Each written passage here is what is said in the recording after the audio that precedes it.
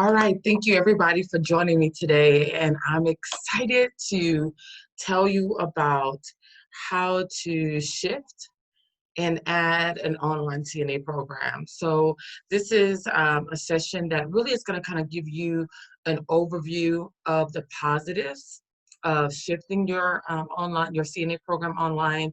And I also wanted to make sure that you understand that this process is not only inclusive to CNA schools. So if you have a medication aid program, if you have a PCA program or an advanced CNA program, every state is different in the different titles and labels that are giving career or trade like courses.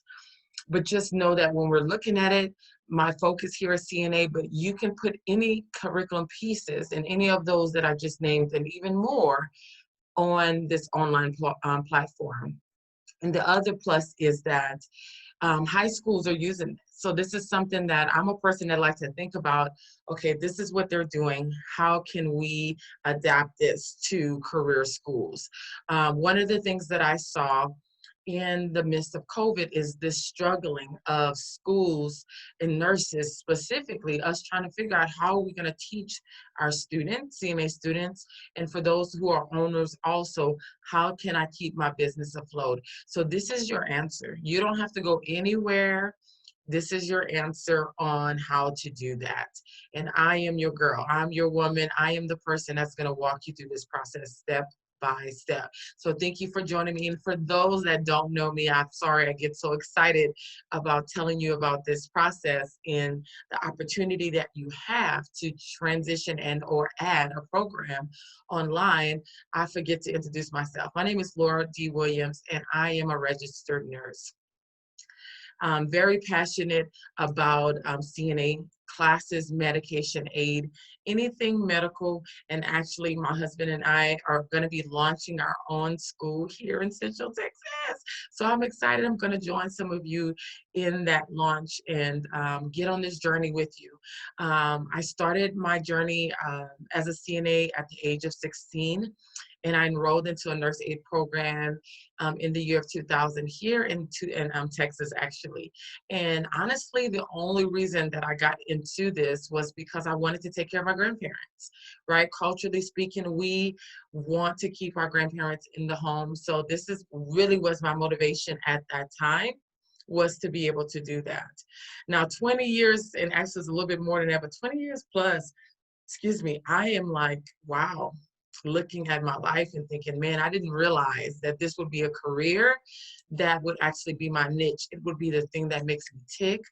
And it also gets me excited when I'm able to help you do what you do and walk out your vision.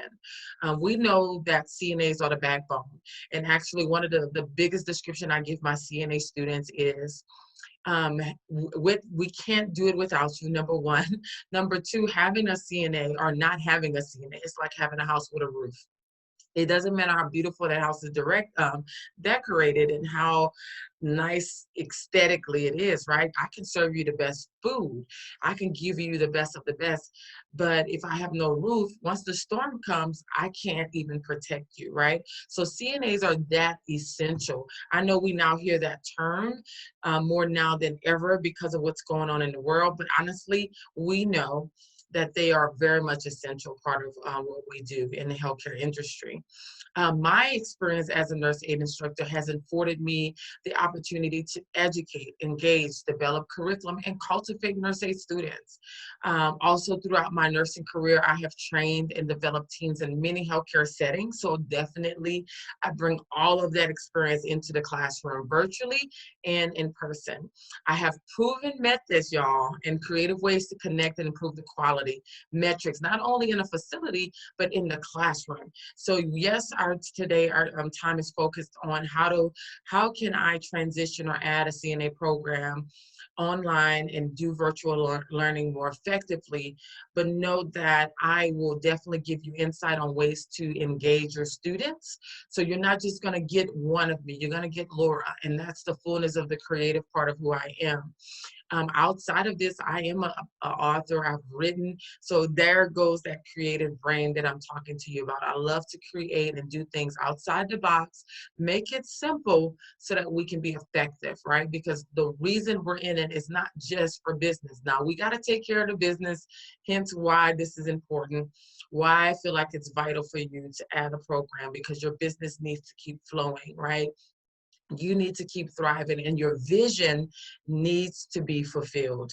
But two, we are in it to produce high quality caregivers. And we know, and as you can see in my life, and I'm sure some of you that's here live with me and those that will be looking at the replay, you have grown in your career, starting off for a CNA or any other role, and you've worked your way up. So this CNA classes, your medication aid, your PCAs, all these different ways we are developing, we're laying the foundation. So I want you to know throughout my time, anytime you're going to talk to me, I'm going to be encouraging you. And I'm also going to remind you to not minimize your role because you are essential to this process. So welcome again to this training. So first of all, I always like to start off with kind of getting into some myths and even concerns, right? So let's talk about the virtual impact. As a nurse aid instructor, you have an impact in the classroom. And I think the biggest thing that I saw mainly observing was not just this insecurity or this uncertainty of will we be able to teach and how effective will my teaching be? But I think we were concerned of our impact. Will we impact our students the same way we do in the classroom? Will we impact in the same way virtually? And I wanted to give you some examples of that. And this is only a few of those examples. I have a student that I was teaching in South Carolina, 3 classes actually for one of the schools that I highly recommend in South Carolina, PMTC. But I'm so honored to be one of their instructors. Here you have a student telling me, Miss Laura, thank you so much for all that you do. And just from what you taught me, self-confidence. I told you I'm an encourager at heart, so it doesn't change no matter what role I'm in. Another young lady in this class that I'm teaching talked about, Miss Laura, thank you, I'm blessed, to have the opportunity, and I see your compassion and your understanding, and you shine. So this is virtually, y'all. I don't even get to see these students physically yet anyway. They have a skills, they do go to skills lab in South Carolina and they do their clinicals there, but I have been contracted to do their theory and didactic course portion of their program online. So these are examples. This is one I just got like, I think a week ago from one of my students, Gwinnett. Sent me a selfie. It just made me tear up. Every time I get some, I'm so soft, they're sending me their selfie that they're CNAs. And then I had another class that finally got into their clinicals. They were at the school, you know how it has been with the clinical site, but they finally got at the end of that and I got those pictures and I was tagged in it online, Facebook. So this is a small glimpse, and my reason in showing you this, honestly, is to encourage you. So if there's any concern about your impact, hopefully this will let you know that you have it and it doesn't decrease and it doesn't change virtually. If you care about what you do and you're passionate, it's going to come out no matter if you're saying it on top of a treehouse, down to the crowd, or if you're in the room, or if you're on Zoom. So I just wanted to just verify that and clarify that and affirm that in you, that if you are passionate, these students are going to feel it no matter what. They have not even seen me in person. They haven't touched my hand. But here you see a few glimpses of how I made them feel via Zoom. So you can do this. It's not a matter of if you can, it's if you want to. Do you want to do it? And if you do, this is why I'm here. This is part of my job. It's my job to help you do what you already do and get it on your virtual platform. So I wanted to share and give kudos to my clients, and I want to thank them because they have given me the opportunity to prove what I'm saying. So this was actually at the cuff of July 31st. So I haven't even updated how many students these states have now added since then, but these are in less than 2 or 3 months, y'all. So I think this is pretty dynamic. California and Arizona actually newly added at the beginning of this month. So if you really think about that, it's mainly Texas, South Carolina, and Indianapolis that holds these 80 student numbers. That's 3 states. 80 students have now been going through their program because they added an online program. Now we have California, who's in the process of doing her, she's like me, but doing it early, getting her school online platform already set before she launches. And then Arizona already has a school that meets in person, and she's already have students that are starting to inquire. So this is what's happening, y'all. Get on board. I have a vision to be in every single state. And then we have to think about how many schools are in those states. I want to help you. The table is big enough for all of us to reach, and we need all of us actively equipping people, the next generation. I call them the next generation of healthcare professionals, because we know they're going to move up. We know some are going to be those what I call them, those fire stars on the floor for 20 years. We need them, and we need those who have a vision to go even higher and get into the nursing career. So we need you. Let me be a part of this process. I also do consulting sessions. So if you, once we get to the end of this, if you think that the 3 things that I offer may not fit where you are, get on a call with me. Let me see how I can help you and support you. I just want to see you get that online, because your reach is going to expand. So I just want to give my clients a clap, and I'm excited to see 80 students, man, added just in online. And every one of these schools have an in-person school, y'all. So that's in addition to, think about that. That's huge. All right. So I posted this a while, and I got a lot of questions because of it. But I wanted to, I always like to go back to why. Why do we do what we do? Number one, I'm passionate about this because I am a nurse, and I started off as a CNA. And not only did the CNA program like bring value, it's kind of like one of the students was saying, Laura, you gave me self-confidence. It did that for me. Once I realized that I could succeed, then I knew the sky was the limit for me. So you're not just, getting students certified, y'all. You're building their confidence to keep moving forward. Trust me, do not minimize what you're doing. But the other why for me is the seniors. It is those residents that is in the long-term care profession, industries or buildings and facilities and communities that need high quality CNA students. It is those seniors that are at the end of our why we are instructors, why we are launching schools and have schools, is because we want to make sure that they are taken care of. So don't underestimate your role as a CNA instructor. During this time, you have the ability to remove barriers to face-to-face instruction by transitioning your instructional strategies online to satisfy safety precautions. COVID has not moved, y'all. So this is another reason why you need to be thinking about this. If for whatever reason, even if, let's say it does move, you still enlarge your territory.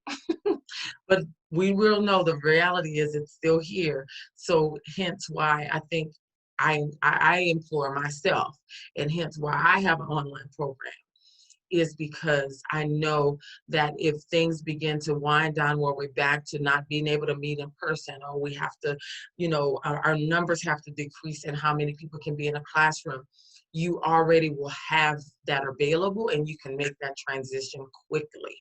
So that's how I want you to think. This is preparing you. I am that nurse that is looking at worst case scenario and coming back and saying, what solutions do we have in mind? And this is one of them.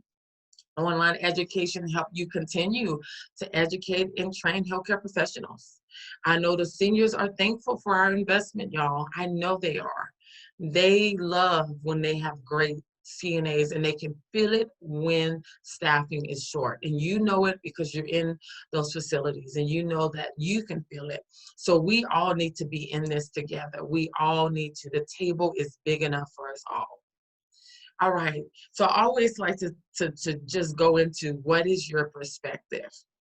And these are some of the things that I've coached through, that I've did some educational moments with my clients about, to just give them some feedback on how to address these different things. So what challenges have you faced with student engagement? Some people say they're concerned. They haven't even launched it yet. So you can look at this question more of, what do I think will be a challenge? Okay, well, do you think it's going to be lack of participation? So even if you're looking at the replay, I want to see your comments on this one, because number one, I'm going to follow up with you, and I'm going to give you some tools. Okay, so do you think it's lack of participation? Do you think the students can't learn virtually? We do connect to a specific demographic of students in different areas. Let's be honest. You know, I want to see a lot of me in the room. I want to see a lot of Hispanics and Mexicans, and I want to have a diverse classroom. I want to see Caucasian young ladies. And what I've realized that some of my students lately have been those who have had a life circumstance that caused them to get veered off of their vision to become a CNA or get in the medical field. They got pregnant when they were teens. So their focus obviously had to be in raising their child. So now they're back. I have those who are seniors in high school. I also have those who've been in the industry for a while, but they haven't certified.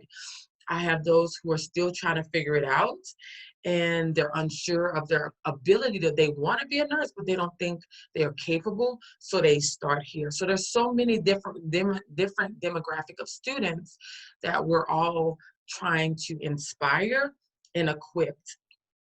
So sometimes you may think, because of those different demographics, based on where you are, that they may have a challenge with learning on virtually. That's why I have it here as an option.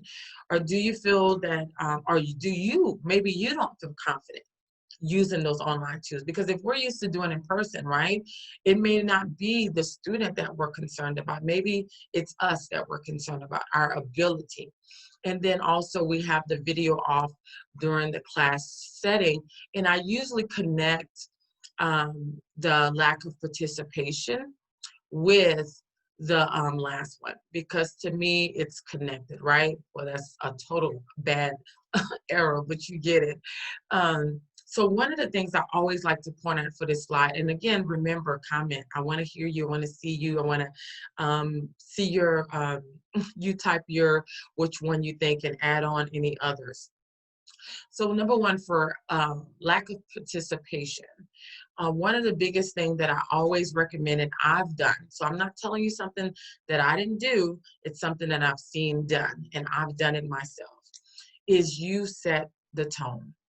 The way in which you have your classroom structure and how you facilitate that process, meaning your standards. My students cannot, I repeat, they cannot be on any virtual or live class with their video off.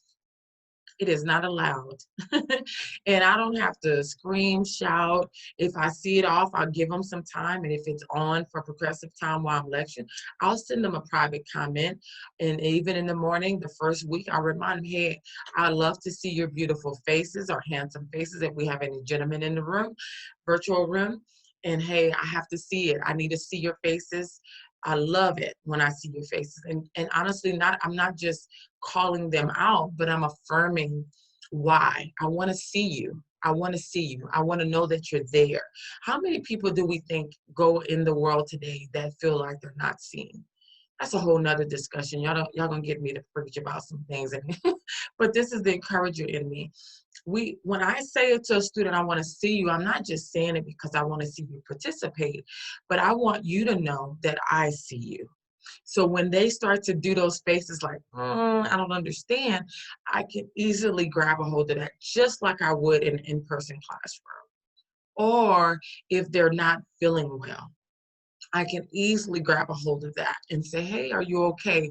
Again, that personal touch, that virtual impact is there. Now, if you allow your students to be without camera, like I've noticed that my daughter's instructors do, I don't know. To me, I'm thinking, no, they would all be on camera. I don't care how old they are. But for whatever reason they do, and guess what my daughter does? She has a second device in her face while she's actively learning. And she can tell me what's going on, trust me, because I test her. I'm a teacher. But I'm just saying, if you set that tone, you do that. So that goes along, that takes care of the first one and the second one. Number two, I always say, you either gonna give your students a crutch or you're gonna take away that crutch and you're gonna teach them how to walk. Yeah, let me say that again. You're gonna either give your students a crutch or you're gonna take away a crutch and teach them how to walk. My biggest method of equipping them and empowering them to utilize Zoom, for instance, because yes, we're using Zoom all day, but they may not. Google Classroom, because this is the platform that I am highly recommending at this point for your students to use to add an online program. Walk them through it. And there's ways in which you can do that. Walk them through it and show them. Do over and beyond what you got. I don't know how many I've been to the university, a few, with nursing programs and different programs. They have different type of platforms that I have to submit assignments to. Ain't nobody, y'all. Come on, let's talk about it. Nobody walked you through that. You've always had to go in and figure it out, and maybe ask a classmate. But a lot of times I don't remember even asking a classmate. I would just kind of get into the system and figure it out for myself. So they're going to have to do that if they decide to grow in healthcare industry anyway. But what I do is I go into the Google Classroom and I have a student account and I walk them through that process. And I say, hey, we're going to go into how we're going to submit our first week of assignments. And you'll get to learn with Google Classroom.